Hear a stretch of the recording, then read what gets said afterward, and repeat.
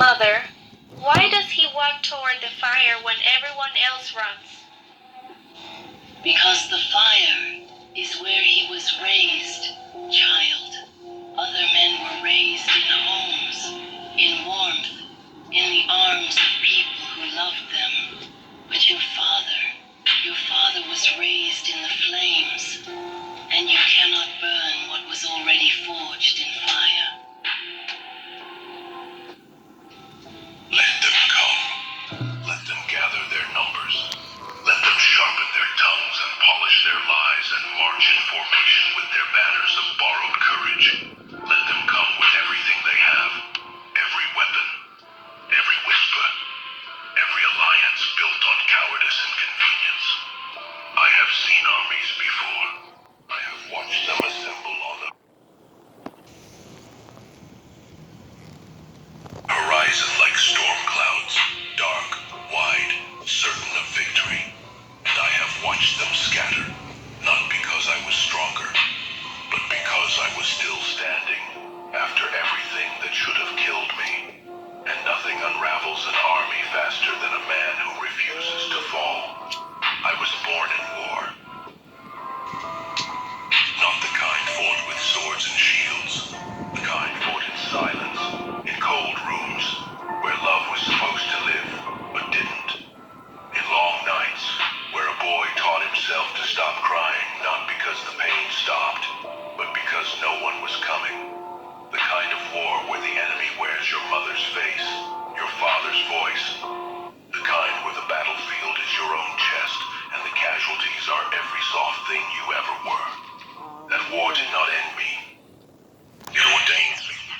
I learned things in that darkness no comfortable man will ever know.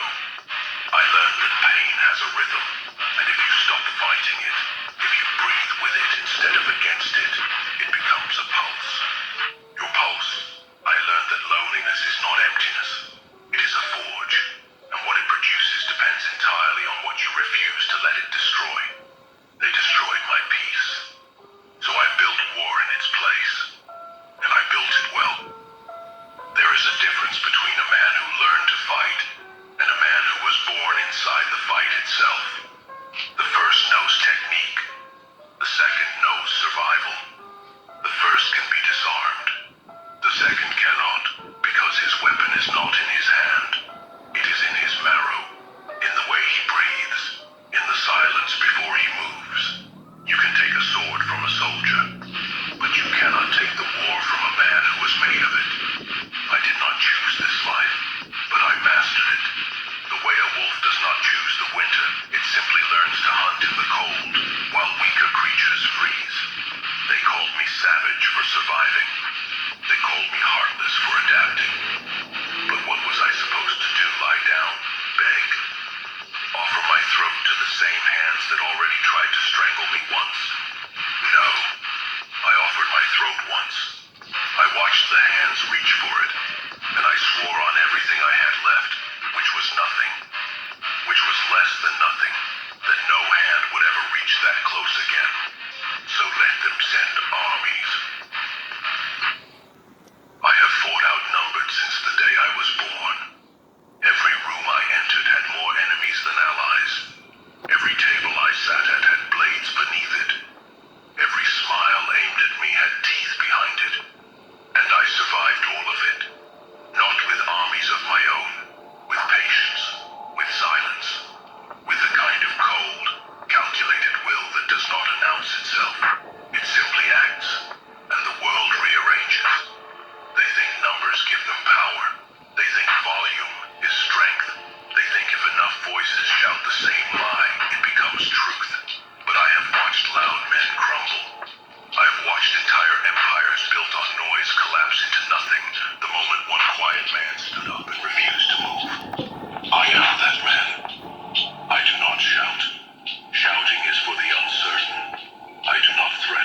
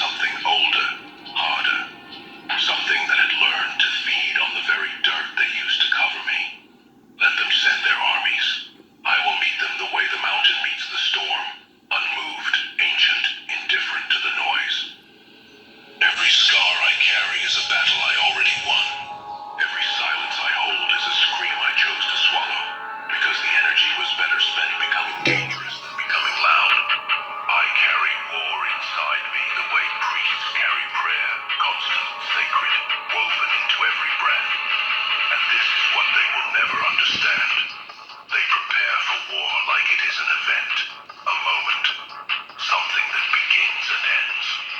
But for me, for men like me, war is not an event. It is a climate. It is the weather I was raised in. It is the only sky I have ever known. And you do not frighten a man with rain when he was born in the flood. I pity them. Quietly. The way you pity a child who picks up a blade without knowing what it costs to swing one. They march toward me carrying weapons they have never truly used. Not the kind that draw blood from your own hands first. They have not paid the price of war. They have not felt the weight of it sit on their chest at night like a stone that will not move. They play at conflict. I live inside it. So when they arrive, and they will arrive, because the arrogant always come, always certain, always loud, I will be standing exactly where I have always stood. Not behind walls, not behind men. Alone, the way I have always been, the way the war made me. And they will see something in my eyes that stops them before a single blow is thrown. Not rage, not hatred, something worse, recognition. The understanding that the man standing before them has already fought the worst battle that exists, the one against himself and won. What is an army to a man who has already conquered his own darkness? What is a sword to a man whose wounds taught him that pain is just another language, and he speaks it fluently? What is death to a man who has already died once inside himself and clawed his way back with nothing but will and the cold memory of everyone who hoped he wouldn't? Let them come. I was born for this. Not trained, not prepared. Born.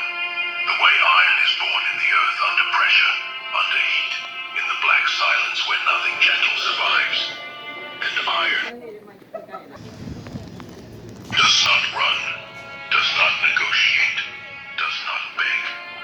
It only endures. And in the enduring, it becomes the blade.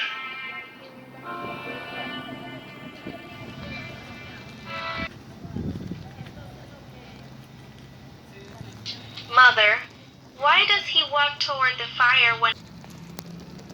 Welcome back.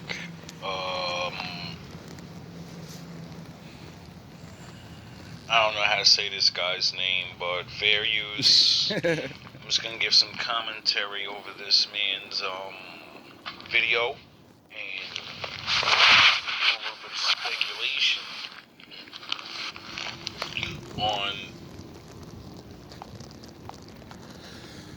this guy's talking about how the new generation is completely contaminated by Satanism and madness, and how it's worse. And I would like to come into the defense of Gen X. How Satanism or something like that, or it's worse than it's ever been. Gen Z has a problem and blah blah blah. I'm gonna remind this guy of a couple of things, and then you tell me it's worse. You older guys are crazy. You old guys are crazy. The relationship between Generation Z and the figure of Satan reflects a broader cultural and philosophical shift in the way younger generations engage with symbolism, identity, rebellion, and spirituality. The topic is often approached through sensationalism or moral panic, yet a deeper analysis reveals a far more complex phenomenon, shaped by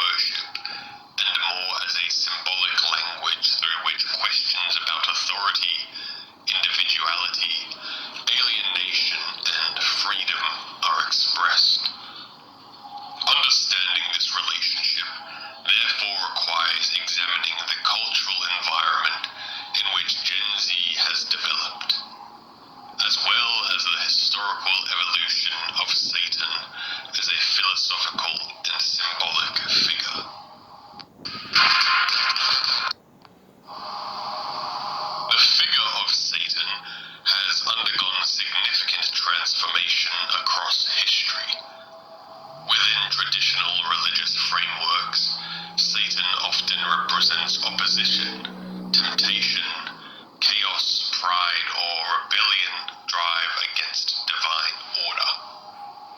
Yet, over centuries, especially through literature, philosophy, music, and modern media, the image evolved beyond strictly theological boundaries. In works such as Paradise Lost, Satan emerges not merely as an embodiment of evil, but instead as a tragic and defined character whose rebellion carries psychological and existential dimensions. Later intellectual movements, particularly during the Romantic era, reinterpreted Satan as a symbol of resistance against the oppressive authority, associating him with autonomy, intellect, and individual will. This transformation laid the foundation for modern secular appropriations of satanic imagery, where the symbol becomes detached from literal religious belief and integrated into cultural and political expression.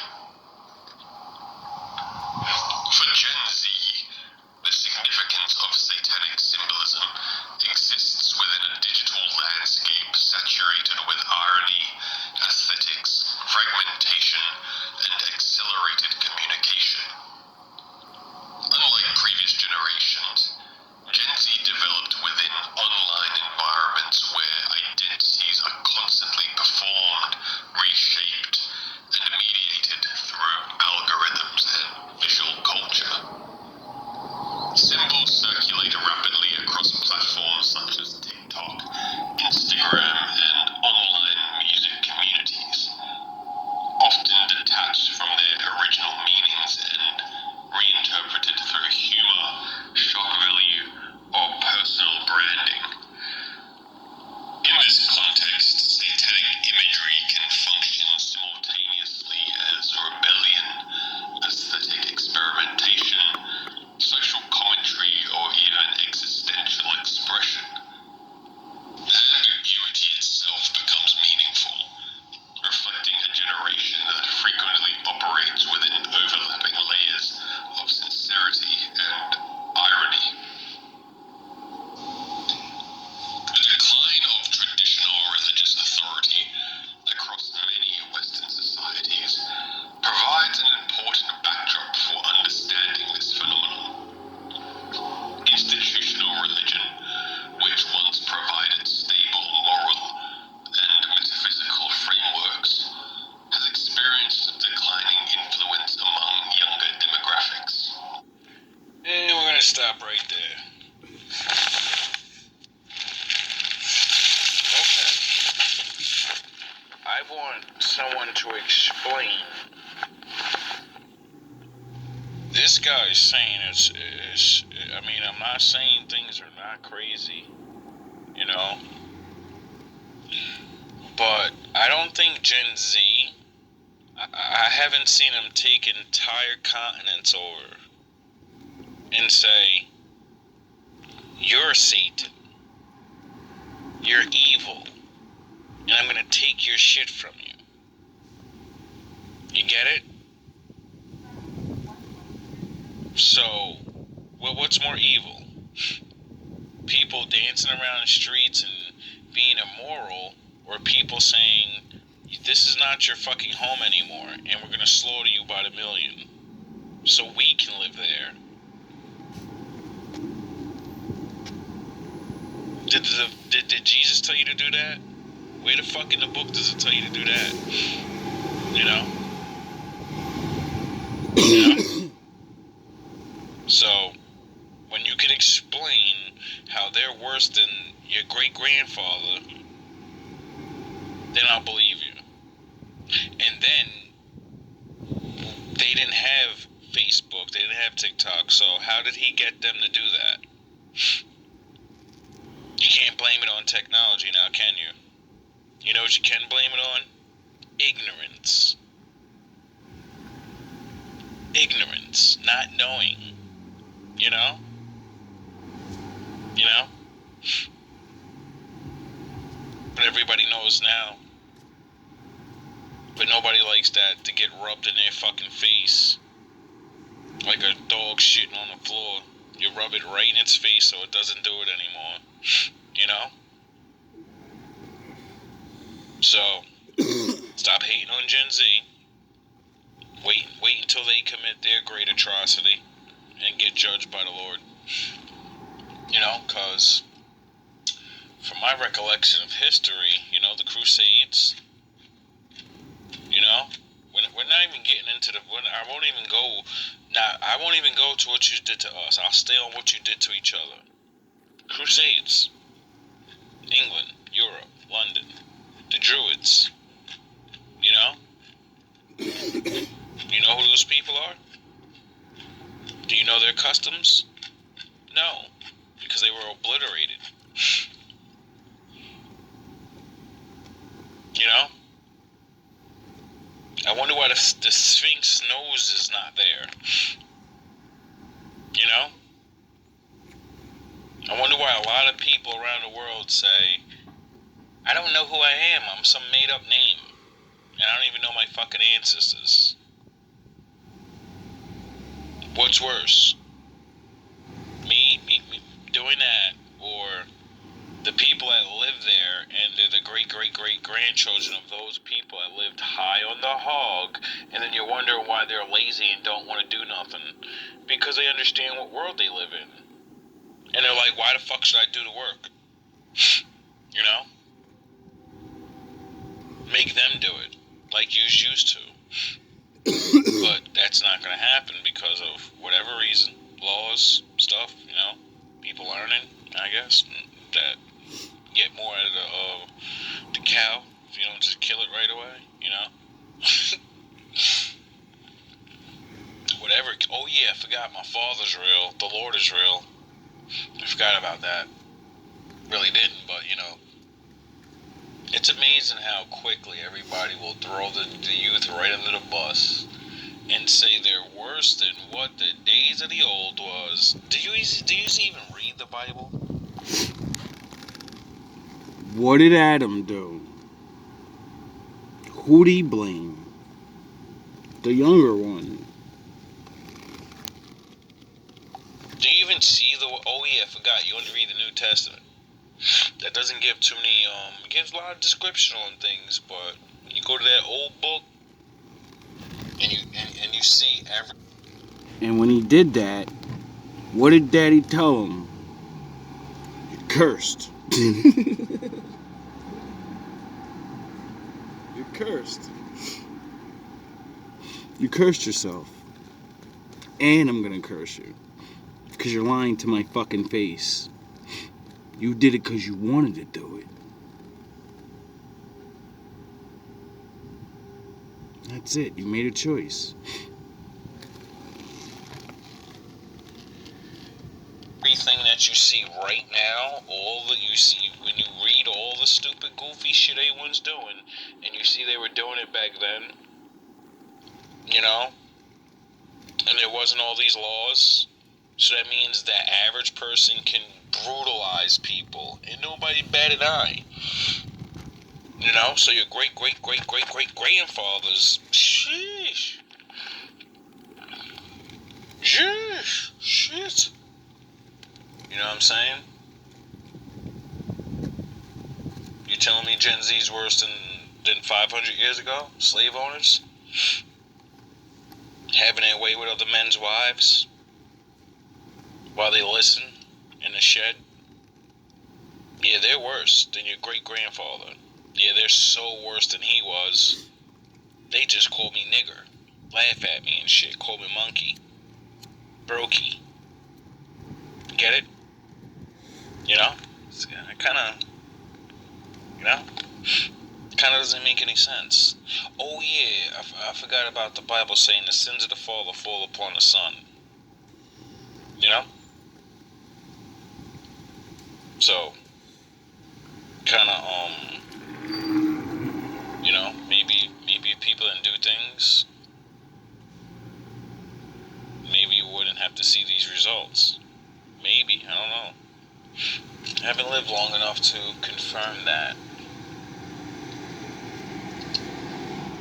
because it's amazing how people can just put some music on, get all these get all these old people riled up, feel good about themselves. Like, yeah, man, these new kids, they're fucking Satanists. Even though I literally live off the backs of other people.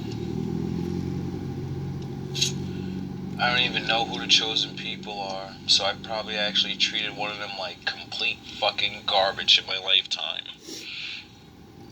And the book says that I'm going to get judged for that. Harshly.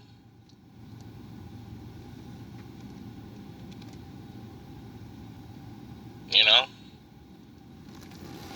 It's amazing how the Lord said, I'll forgive you. Just let them go. You know? For your Generation X. That's how they don't have to get pummeled by the Lord. But you call them bad. They're about to get the worst pummelings ever because of your great-grandfathers. And you, see, they did the hard work. You lived off the hard work, and they're the results of those hard works. And, you know, maybe you should follow the book and say, like the Egyptians, you know, let them go. You know? I think we need to figure out who they are. Start making sure some of them get permanent welfare. You know, no more working. We don't want too much. You know, with that little bit of free money, we'll learn to create jobs and work for our fucking selves. So then you don't have to give us anything anymore. Yep. You know? Books did say we're not walking out here empty-handed. You know, like everybody else in the world that gets enslaved, and then years later you get freed, and they give you stuff and say, thank you for your services. Here's your retirement package. Go home. Or you can stay here and invest. And you know, you want to be part of the game? You know? This one probably ain't gonna make it out. All love, all praise to the Most High. Welcome back.